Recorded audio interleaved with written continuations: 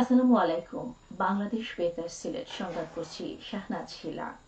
সারা দেশের মতো সিলেটেও আজ পালিত হচ্ছে বিশ্ব নার্স দিবস। আন্তর্জাতিক নার্সিং পেশার রূপকার ফ্লোরেন্স নাইটিঙ্গেলের জন্মদিন উপলক্ষে প্রতি বছর বিশ্বব্যাপী 12 মে আন্তর্জাতিক নার্স দিবস উদযাপন করা হয়। যাদের সেবা ছাড়া একজন রোগীর সুস্থ হয়ে ওঠা কঠিন, তিনি হলেন নার্স অর্থাৎ সেবিকা, যা তাদের সম্মান জানিয়েই পালন করা হয় আন্তর্জাতিক নার্স দিবস। দিবসটি উপলক্ষে র্যালি ও আলোচনা সভা অনুষ্ঠিত হয়েছে মৌলভীবাজারে। সিভিল সার্জন অফিস প্রাঙ্গণ থেকে বের করা হয় র্যালি, পরে ইপিআই সেন্টারে অনুষ্ঠিত হয় আলোচনা সভা। এতে প্রধান অতিথি ছিলেন ভারপ্রাপ্ত জেলা সিভিল সার্জন বর্ণালী দাস। সভায় সরকারি বেসরকারি হাসপাতাল ও ক্লিনিকের ডাক্তার, নার্স ও নার্সিং শিক্ষার্থী, জনপ্রতিনিধিগণ উপস্থিত ছিলেন। স্বাস্থ্য অধিদপ্তর ও জেলা নার্সিং ইনস্টিটিউট যৌথভাবে এর আয়োজন করে। পবিত্র ঈদ উল আজহা উপলক্ষে ট্রেনের অগ্রিম টিকিট বিক্রির সিদ্ধান্ত নিয়েছে বাংলাদেশ রেলওয়ে কর্তৃপক্ষ। এবার ঈদের আগে বিশেষ ব্যবস্থায় 7 দিনের আন্তনগর ট্রেনের টিকিট বিক্রি করবে।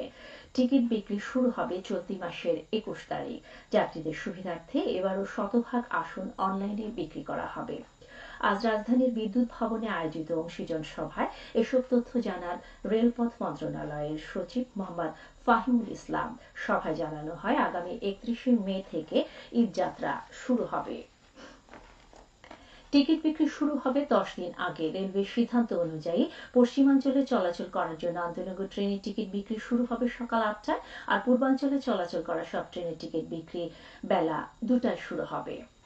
আসন্ন ঈদ উল আজহায় যাত্রীদের যাতায়াত নির্বিঘ্ন করতে ঈদের আগে ও পরে 3 দিন করে 6 দিন মহাসড়কে ট্রাক, কাভার্ড ভ্যান ও লরি চলাচল বন্ধ থাকবে বলে জানিয়েছেন রেলপথ মন্ত্রণালয়ের উপদেষ্টা মোহাম্মদ ফজলুল কবির খান।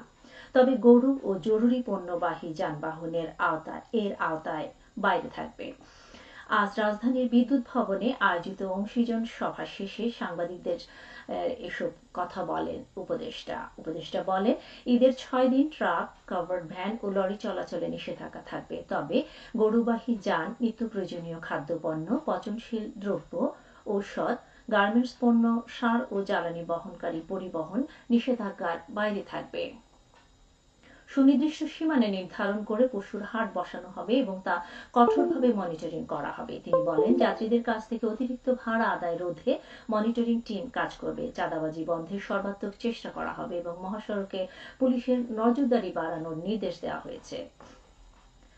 হজের সব প্রস্তুতি সম্পূর্ণ হয়েছে বলে জানিয়েছে হজ এজেন্সিজ অ্যাসোসিয়েশন অব বাংলাদেশ। আগামী বুধবার সিলেট ওসমানী আন্তর্জাতিক বিমানবন্দর থেকে সরাসরি মদিনায় যাবে সিলেটের প্রথম হজ ফ্লাইট। এবার সিলেট থেকে হজে যাচ্ছেন 2675 জন।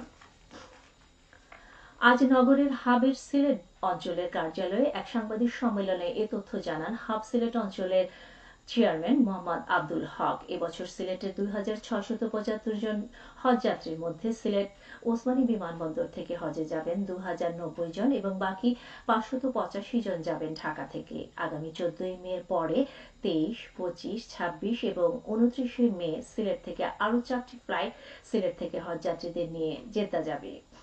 যারা সিলেট ওসমানী আন্তর্জাতিক বিমানবন্দর থেকে সরাসরি হজে যাবেন তাদের ইমিগ্রেশন সৌদি আরবে সম্পূর্ণ হবে।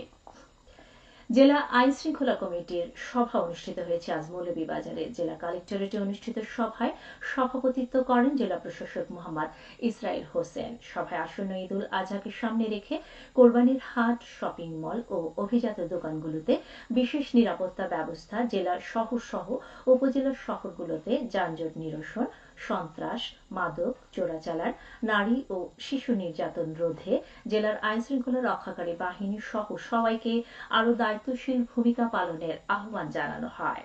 এতে জেলা কমিটির সব সদস্য উপস্থিত ছিলেন। জেলা প্রশাসন এর আয়োজন করে। হবিগঞ্জের লাখাই উপজেলার সুজনপুর গ্রামে বজ্রপাতে এক ব্যক্তি নিহত হয়েছেন। আজ সকালে স্থানীয় মাঠ থেকে গরু আনতে গেলে তিনি বজ্রপাতে মারা যান। তিনি লাখাই ইউনিয়নের বাসিন্দা। খেলার খবর, ক্রিকেট। সিলেট জেলা স্টেডিয়ামে ডিএসএ কাপ টি20 টুর্নামেন্টের আজকের 2টি ম্যাচ বৃষ্টির কারণে পরিত্যক্ত ঘোষণা করা হয়েছে। ফলে প্রত্যেকটি দল একটি করে পয়েন্ট পেয়েছে। আগামীকাল একই ভেন্যুতে প্রথম ম্যাচে পদ্মা প্লাটুন এবং যমুনা ওয়ারিয়র্স এবং দ্বিতীয় ম্যাচে সুরমা গ্ল্যাডিয়েটর্স ও মেঘনা সুপার জায়ান্টস পরস্পরের মোকাবেলা করবে। সবশেষে আবহাওয়া। রাত 1টা পর্যন্ত পূর্বাভাসে বলা হয়েছে সিলেট সহ পার্শ্ববর্তী এলাকার জন্য আজ কোনো সতর্কবাণী নেই এবং কোনো সংকেত দেখাতে হবে না। আজ সিলেটের সর্বোচ্চ তাপমাত্রা ছিল 27.8 ডিগ্রি এবং সর্বনিম্ন 22.6 ডিগ্রি সেলসিয়াস। বাতাসে আর্দ্রতা ছিল সকালে 96 এবং সন্ধ্যায় 91%। আগামীকাল সিলেটে সূর্যোদয় হবে 5টা 9 মিনিটে এবং অস্ত যাবে 6টা 28 মিনিটে। সংবাদ শেষ হলো। আমাদের পরবর্তী স্থানীয় সংবাদ প্রচারিত হবে সকাল 8টা 10 মিনিটে। আল্লাহ হাফেজ।